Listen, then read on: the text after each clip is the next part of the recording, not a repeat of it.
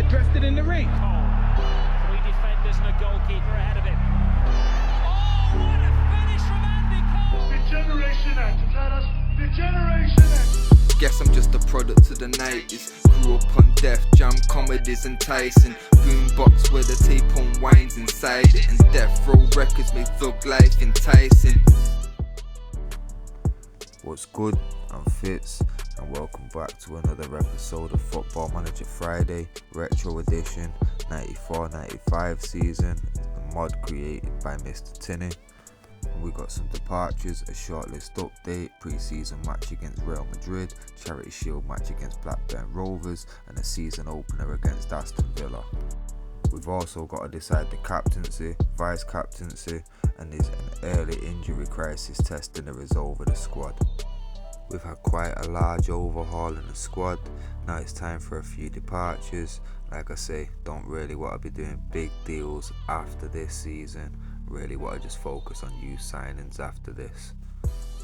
So to start off, we've got offers for Brian McClair, Dion Dublin, Gary Walsh and Paul Parker, which, I'm not gonna lie, some good money can be generated here. I might try to use some of that money to strengthen the squad a bit further. We'll see how the window goes. Pre-season match against Real Madrid now, some real quality in that squad. Hierro, Luis Enrique, Redondo, Zamorano, even a young Raul and Guti in the squad. Gonna have to go and add them to the shortlist. So for the first goal, we get a Zidane corner. Kluivert gets on the end of that. And for the second goal, a cross from Giggs, Figo gets on the end of that one. And the match ratings, Luis Figo comes off the bench, wins himself man of the match, gets a goal for his hard work. Unfortunately, early in that match, Eric Cantona did suffer an injury. It's not too long, but it's long enough where it is going to be a bit of a hit for the team. Moving on to the Charity Shield against Blackburn Rovers. Partnership of Shearer and Sutton up front.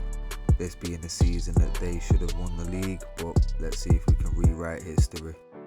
So the match starts, quick back and forth, ends up 3 goals in 15 minutes with Giggs, Sutton followed by Giggs again, with Zidane and Nedved finishing out the game, then Ripley getting a late goal.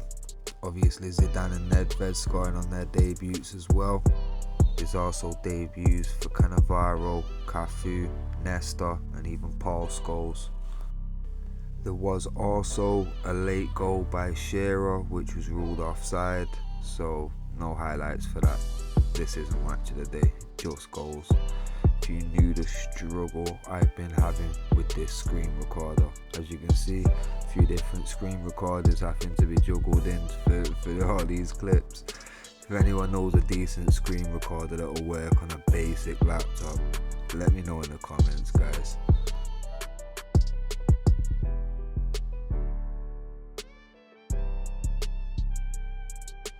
Standout performances from Giggs, Ince and a great debut for Paul Scholes. Good debuts for Zidane, Nedved, Cannavaro. Yeah, it's looking like it could be a good season this. One thing I will say though, the defence really does need to start gelling together a bit better. I don't particularly like the idea of conceding too many goals this season, but if we can score more than we concede, I'm not going to complain too much. But yeah, that's the one critique I've got.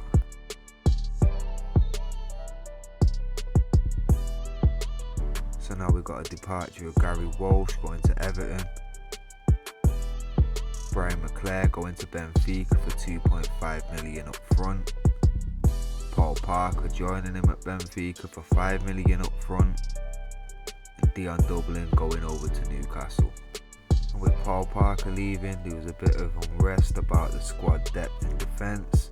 So why not do it in style, 3 million up front to bring a 19-year-old Sol Campbell to Old Trafford on £50,000 a week.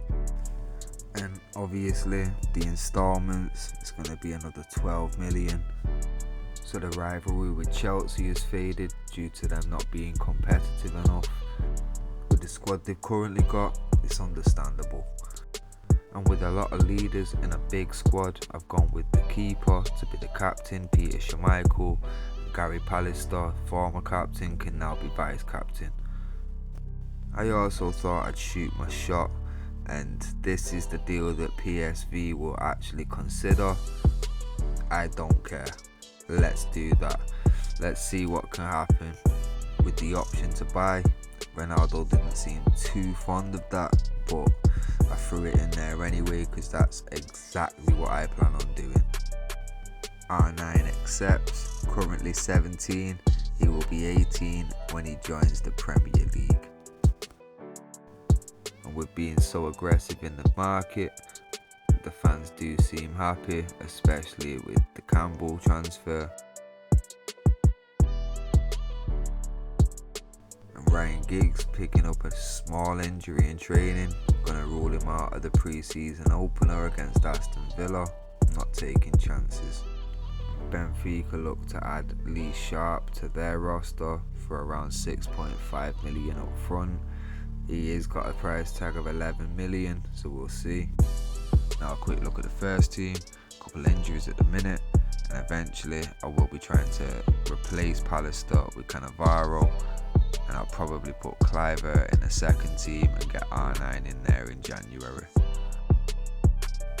I might actually change the formation of the second team just because I've got Cannavaro and Stam in the youth system, and I do really want to start incorporating them sooner rather than later. Now the season opener against Aston Villa, before this started, there was a little bit of back and forth in the press conferences with their manager Ron Atkinson about my use of foreign players, so I really do want to try and get one over on him this season. So we started off strong with a goal from Kluivert, followed by a goal by Nedved, both of them assisted by Dennis Irwin. Then Gary Pallister gave a penalty on the half-hour mark. They put that away, and then just before half-time, then second half came, brought on Mark Hughes, made a few more changes, and yeah, Mark Hughes bagged the brace, got us the win, 3 points. Ron Atkinson can suck it.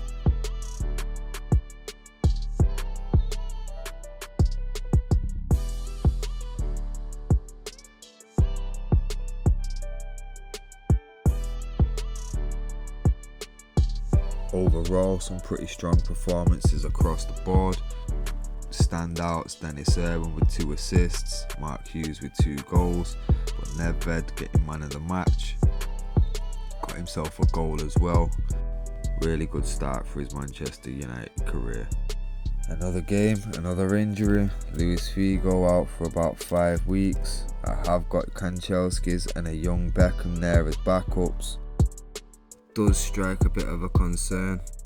Now I have started looking at upgrading my medical team, but it's not much of an injury crisis. Ryan Giggs will be back in a day, Rivaldo and Kluivert in 3 days, and Carlos and Cantona in just over a week. Shock of the season though, Diego Maradona signs for Blackburn Rovers on a free transfer. Really thought he'd end up back at Barcelona. Dennis Irwin makes it into team of the week. Next fixture, we've got Chelsea, but like I say, it's not really the same Chelsea that we know today. Player manager of Glenn Hoddle, captain Dennis Wise, David Rocastle, Eddie Newton. But anything can happen in football, so join me on the next one to catch the match against Chelsea, a match against Nottingham Forest, and the match against Crystal Palace. We'll also keep it going all the way till transfer deadline day. Because I did notice that Dennis Bergkamp's in the last year of his contract and would be extremely interested in the move. So maybe a Lee Sharp move to Benfica might just fund us a Dennis Bergkamp move. But with the player wanting about 95k a week, stumbling blocks are there, and the club are going to want about 5 million.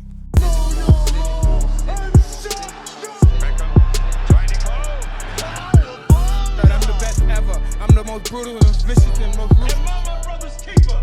Yes, I. Motherfuckers be swearing they be smoking weed, but they ain't smoking like I'm smoking, goddamn it.